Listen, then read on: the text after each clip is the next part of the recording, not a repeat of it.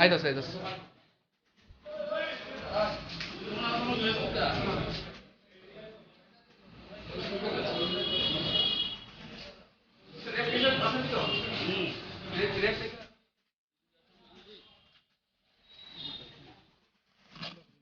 কি স্যার?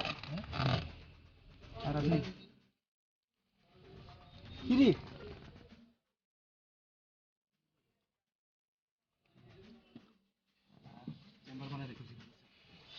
এই গোপন সূত্রের ভিত্তিতে আমরা এম্বসে বসেছিলাম হাওয়াইবাড়ির টাকা পয়েন্টের একটু আগে ইকো পার্কের কাছাকাছিতে।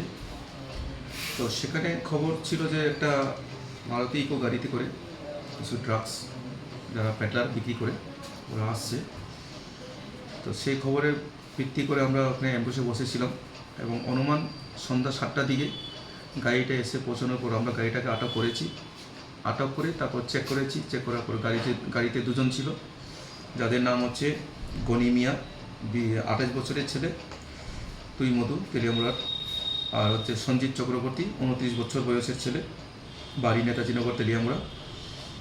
তো গাড়ির নাম্বার হচ্ছে TR06C0363 ইকো গাড়ি।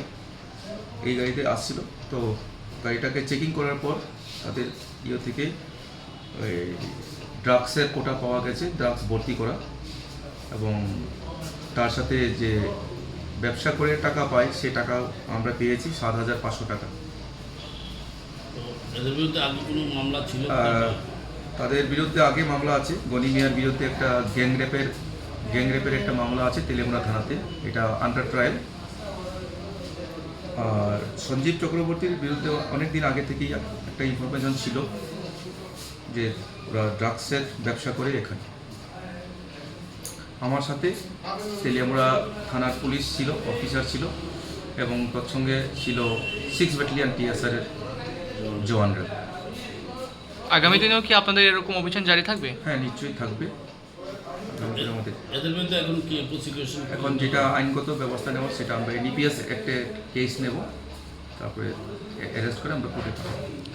বাজার মূল্য কীরকম হবে স্যার? বাজার মূল্য কত অনুমান 15-20 হাজার টাকার মতো হয়ে যাবে এটার মধ্যে।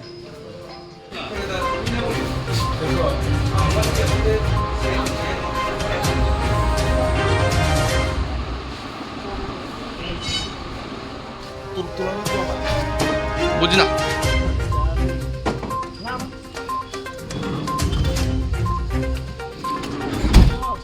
দাঁড়া যাচ্ছি তো।